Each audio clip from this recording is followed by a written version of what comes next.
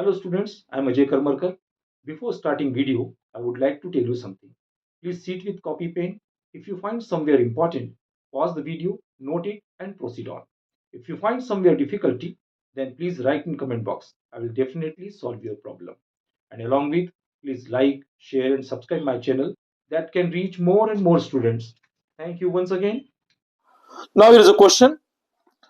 A block of weight 100 Newton is suspended by copper and steel wires of same cross-sectional area 0.5 centimeter square and length root 3 meter and 1 meter respectively. Their other ends are fixed on a ceiling as shown in the figure. The angles subtended by copper and steel wire with ceiling are 30 degree and 60 degree respectively.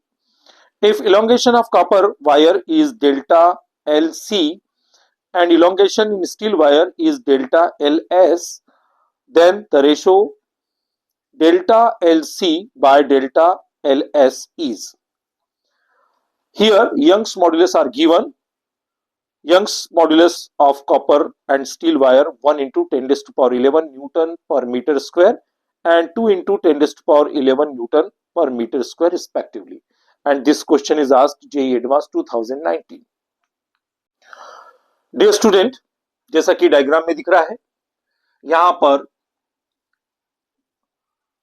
First wire जो है जिसकी length 1 metre है वो steel wire है और दूसरा wire copper wire है जिसकी लेंथ √3 है। दोनों ही ब्लॉक से कनेक्टेड है और स्टील वायर सीलिंग से 60 डिग्री का एंगल बना रहा है और कॉपर वायर सीलिंग से 30 डिग्री का एंगल बना रहा है। इसमें हम दो कंसेप्ट यूज करेंगे, लॉमिस थ्योरम लेंगे और यंग्स मॉडुलस का फॉर्मूला यूज करेंगे। ओके, चलिए तो अब देखते हैं। सबसे पहले हम यहां पर एक ब्लॉक ले रहे हैं। यहां पर ये T1 है, इसे T2 ले लेते हैं और ये जो फोर्स है इस प्रकार से ये T3 आ जाएगा। यहां पर 60 डिग्री है, ये 30 डिग्री है, ऑब्वियसली ये 90 डिग्री होगा एंगल सम प्रॉपर्टी के अकॉर्डिंग। इस लाइन के पैरेलल अगर हमने डॉटेड लाइन बना ली तो इंटीरियर अल्टरनेट एंगल से ये 60 डिग्री और यहां पर ये 90 डिग्री, तो टोटल एंगल आपका हो जाएगा 150 डिग्री। ओके, सिमिलरली यहां पर इंटीरियर अल्टरनेट एंगल है तो ये 30 डिग्री और ये 90 डिग्री, तो टोटल एंगल हो जाएगा 120। ओके, तो एंगल के बारे में क्लियर हो गया। अब हम लॉमिस थ्योरम का कंसेप्ट लेते हैं। T1 और एंगल उसके अपोजिट रहता है तो ये होगा साइन 120। T2 तो यहां पर एंगल होगा साइन 150 और ये आपका 100 न्यूटन का ब्लॉक, 100 न्यूटन का फोर्स नीचे की ओर लग रहा है 100 और यहां पर इसका एंगल कितना है साइन 90। ओके, तो ये लॉमिस कंसेप्ट का हमने यहां पर फॉर्मूला लिख लिया है। अब T1 को निकाल लेते हैं। तो T1 sign 120 is equal to 100 और साइन 91 है। T1 is equal to 100 sine 120, sine 120 कितना होगा √3/2। तो T1 इक्वल टू 50 √3। इसी प्रकार से T2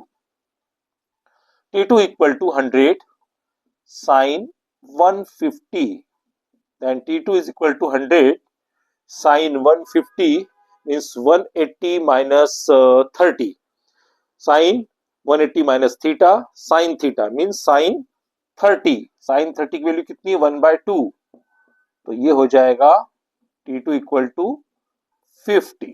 ओके, तो यहां पर हमारे पास T1 और T2 मिल गए। चलिए अब हम आते हैं यंग्स मॉड्यूलस के फॉर्मूले पर। y equal to F by A L by delta L और हमें तो डेल्टा L चाहिए, तो delta L is equal to F ये जनरल फार्मूला है। वन बाय वन हम अलग अलग मटेरियल के लिए यूज करेंगे।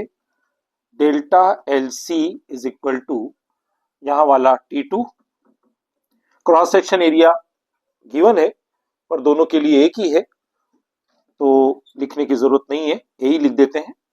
और L इसकी लेंथ √3 है और यंग्स मॉड्यूलस कॉपर का दे रखा है 1 इंटू 10⁻11। ओके। और इसी प्रकार delta L S T1 by A और इसकी लेंथ कितनी है 1 मीटर और स्टील का यंग्स मॉड्यूलस 2 इंटू 10⁻11। ओके। और यहां पर T2 की वैल्यू लिख ही देते हैं हाथों हाथ। तो T2 की वैल्यू कितनी है 50, A 10⁻11 और यहां पर T1 50 √3 into 1, length area same है और